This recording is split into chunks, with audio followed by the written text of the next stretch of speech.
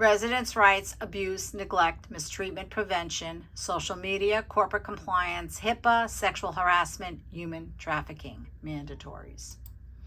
Residents' rights. The Nursing Home Reform Act of 1987 was passed, which grants nursing home residents specific rights known as the Nursing Home Residents' Bill of Rights. Residents have the right to dignity and respect, privacy, confidentiality, vote, make choices, file a complaint or grievance, be informed of care, religion, recommend changes, refusal of care, participate in care planning, manage finances, personal belongings, and to be free from abuse. The 7 components of the abuse prevention program are screening, pre-employment, training, prevention, identification, investigation, protection, and reporting. Definitions. Abuse is something done that causes or has the potential to cause harm. Not providing privacy is a form of abuse.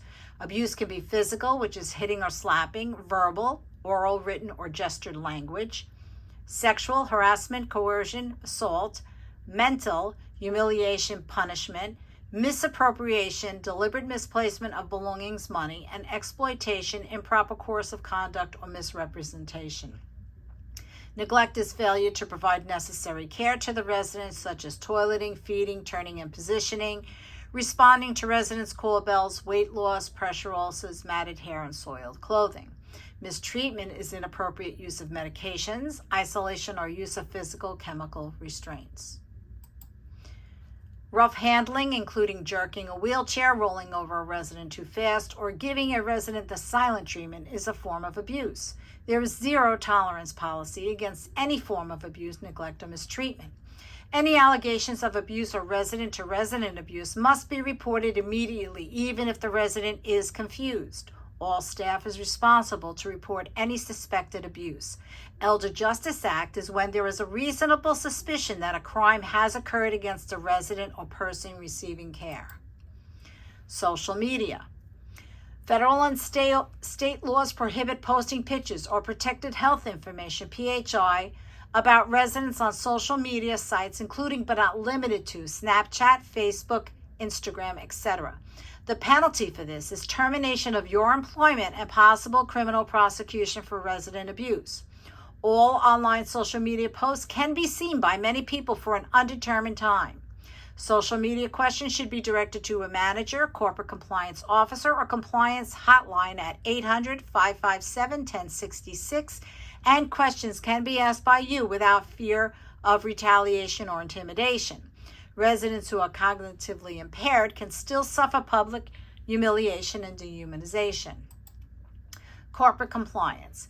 In the 1990s, the government implemented the corporate compliance program because when surveying the industry, it was discovered that fraud, which is acting in a manner that knowingly deceives someone for financial benefit, abuse, unnecessary cost, improper payments or care that are medically unnecessary, and waste, practices that are inconsistent with sound fiscal, business, or medical practices resulting in unnecessary costs and improper payments, were occurring in facilities and costing the government billions of dollars for Medicare and Medicaid.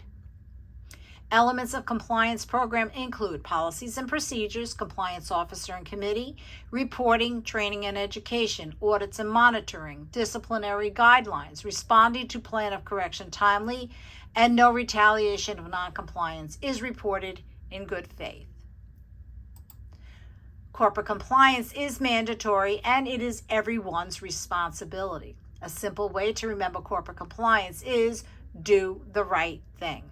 Documentation and billing are examples of corporate compliance.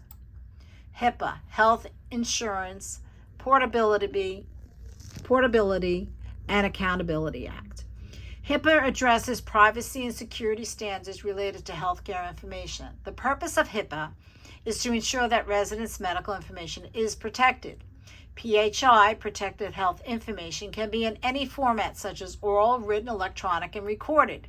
Examples are name, address, birth date, admission date, social security number, medical record, account numbers, and photographs. Violations of HIPAA regulations can result in civil and criminal penalties for the organization and the individual violator. You can be fined and/or spend time in jail. You must log off when you are not at your computer and ensure that you protect your computer screen from unauthorized users. Never share your password. Never discuss residents in public places or with coworkers if they are not directly involved in their case. Never share information with residents about another resident, and never leave PHI on a message machine or fax information where others see your correspondence. Sexual harassment, unwelcome sexual advances, requests for sexual favors, and other verbal or physical conduct of a sexual nature constitutes sexual harassment when this conduct is explicit or affects an individual's employment, unreasonably interferes with individuals' works, performance, or creates an intimidating, hostile, or offensive workplace. The first step for someone experiencing harassment is to be clear about which behavior needs to stop and discuss with the employee or your supervisor. Sexual harassment can occur outside of the work environment. Quid pro quo is a term used in the court systems meaning this for that. An example would be a supervisor has offered you a raise if you agree to have sex. Sexual harassment does not have to be physical conduct, but can be whistling or telling inappropriate jokes that make you feel uncomfortable. Document all behavior in detail if you are experiencing ongoing difficulty with harassment at work, and ensure that you speak with your HR or corporate compliance officer. There is zero tolerance for sexual harassment. Supervisors and managers are held to a high standard of behavior in preventing sexual harassment discrimination in the workplace. Human trafficking, sex, and labor. Sex trafficking is the recruitment, harboring, transportation, provision for commercial sex acts in which a commercial sex act is induced by force, fraud, or coercion, or which the person induced to perform such an act has not attained 18 years of age. Sex trafficking occurs in hotels, streets, brothels, escort services, truck stops. Labor trafficking is the recruitment, harboring, transportation, provision, or obtaining of a person for labor or services using force, fraud, or coercion for the purpose of subjection to involuntary servitude, debt bondage, or slavery. Labor trafficking occurs in domestic work, traveling crews, restaurants, landscaping, retail, small businesses, etc.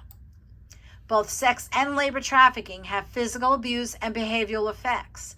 Responding to these situations include assessment for safety, communication, HIPAA, confidentiality, along with utilizing victim-centered approach to care and meet basic needs, reassurance to build trust, and rapport sensitivity and avoid re-traumatization.